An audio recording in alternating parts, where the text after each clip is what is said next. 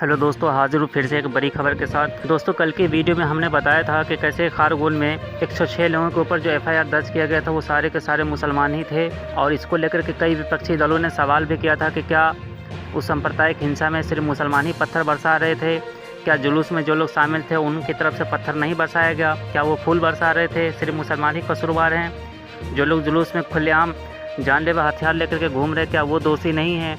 तो इसको लेकर के कई तरह के सवाल किए गए थे और ये भी कहा गया था कि बीजेपी जात पात दे करके एक तरफा कार्रवाई करता है, जिसके सफाई में मध्य प्रदेश की सरकार ने कहा था कि नहीं, हम जात पात दे करके कार्रवाई नहीं करते हैं, बल्कि जितने भी लोगों के घरों पर बुलडोजर चला उसमें 84 हिंदू शामिल है और 24 ही मुसलमान हैं। तो इसीलिए हम जात पात दे करके हम नहीं काम करते हैं, हम सिर्फ मुसलमानों के घर पर बुलडोजर नहीं चलाए, बल्कि जो भी गैर कानूनी तरीके से बसा हुआ था उनके घरों पर हम बुलडोजर चलाएँ।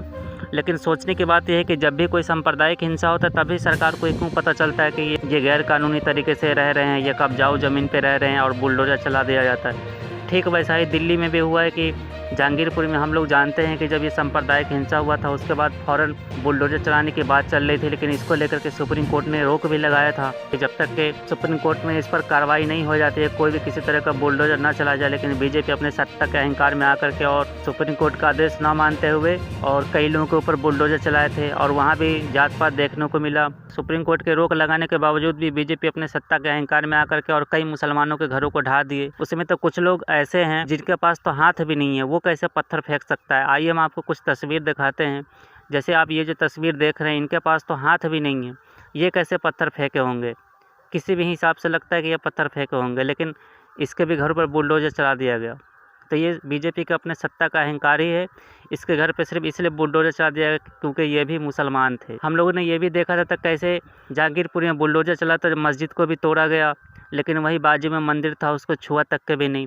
तो इसको लेकर के भी कई लोगों ने बीजेपी पर निशाना साधा है कि अगर तुम जात पात नहीं देखते हो तो फिर मंदिर को तोड़ा, मस्जिद को कैसे छोड़ दिए, और जितने भी लोगों के घर पे बुलडोजर चले वो सारे के सारे मुसलमान ही क्यों हैं। लेकिन वही मोहल्ले में कुछ हिंदू के भी जो घर है उसके घर को नहीं छुआ गया। और वहाँ भी सरकार की तरफ से सफाई दिया गया कि नहीं, वहाँ भी हिंदू के घर पर भी बुलडोजर चले और मुसलमानों को भी जो भी गैर कानूनी तरीके से कब्जाऊ ज़मीन पर बसे हुए थे उनके घर पर बुलडोजर चलाया गया है। कोई कह रहा है कि सब बांग्लादेशी और रोहिंग्या के मुसलमान हैं जो यहाँ आकर के बसे हुए हैं, उनके घर पर बुलडोजर चलाया गया है। सोचने की बात यह है कि जब भी कहीं कोई सांप्रदायिक हिंसा होता है तभी क्यों बीजेपी को समझ में आता है कि ये कब्जाऊ ज़मीन है, ये गैर कानूनी तरीके से बसे हुए हैं। खारगोन में भी ऐसा ही हुआ और खारगोन में यही सफाई दिया गया कि गैर कानूनी तरीके से बसे हुए हैं।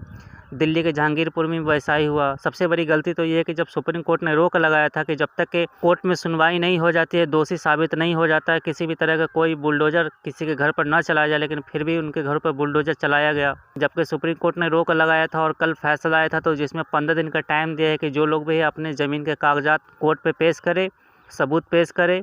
अगर सबूत पेश नहीं कर पाएंगे उसके बाद जो भी कानूनी कार्रवाई होगी वो किया जाएगा। बीजेपी कई लोगों के घर पर बुलडोजर चलाए, उसमें ज़्यादातर जितने भी लोग हैं सारे के सारे मुसलमान हैं। असदुद्दीन ओवैसी ने ट्वीट भी किया था कि तुम अब्दुल और अंसार पे तो बुलडोजर चलाओगे लेकिन अजय और अर्जुन पर नहीं चला सकते हो क्योंकि वो तुम्हारे अपने जात का है ना। बस उनको एक बहाना चाहिए मुसलमानों के घर पर बुलडोजर चलाने का। तो इसको लेकर के दोस्तों आप लोग क्या सोचते हैं हमें कमेंट बॉक्स में ज़रूर बताएं और मिलते फिर किसी नई खबर के साथ। तो आज की इस वीडियो में बस इतना।